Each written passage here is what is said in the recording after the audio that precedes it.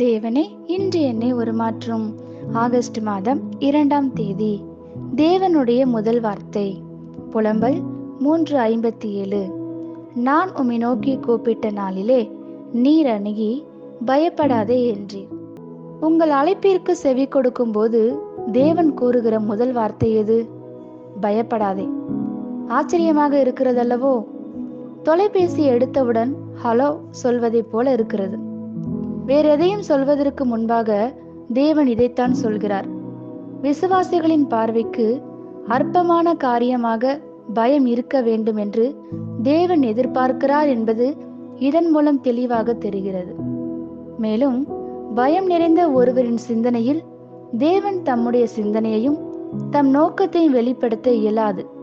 பயத்தை விட வேறெதும் தேவனை எரிச்சல் ஊட்டாது. பயங்காளியும் திடனற்றவனுமாய் இருக்கிறவன் தன் சகோதரரின் இருதயத்தை தன் இருதயத்தை போல கரைந்து போக பண்ணாதபடிக்கு அவனை போர்க்களத்திலிருந்து வீட்டுக்கு அனுப்ப வேண்டும் என்று தேவன் மோசேயிடம் சொல்லுகிறார். பயப்படாதே என்கிற வார்த்தையானது வேதத்தில் 365 தடவைக்கு மேலாக வருகிறது. ஒவ்வொரு நாளும் இந்த ஆவி வருகிறது என்பதற்காக அல்ல, தேவன் தம்முடைய ஜனங்கள் ஒவ்வொரு நாளும் சாத்தானை எதிர்த்து நிற்க வேண்டும் என்று விரும்புகிறார். எரேமியா தீர்க்கதரிசி தேவனை பற்றி மிக அழகாக சொல்கிறார். தேவன் நம் அருகில் நெருங்கி வந்து பயப்படாதே என்று சொல்கிறார். அவர் தூரத்தில் நின்று கொண்டு அவரது வார்த்தையை தூதனின் மூலமாக அனுப்பவில்லை. அவர் நம்மிடம் நெருங்கி வந்து தனிப்பட்ட முறையில் பயப்பட வேண்டாம் என்று நம்மை கேட்டுக்கொள்கிறார். ஆவிக்குரிய தைரியமும் விசுவாசமும் நம்மை தேவ பிரசன்னத்தில் நிலைத்திருக்க செய்கின்றன.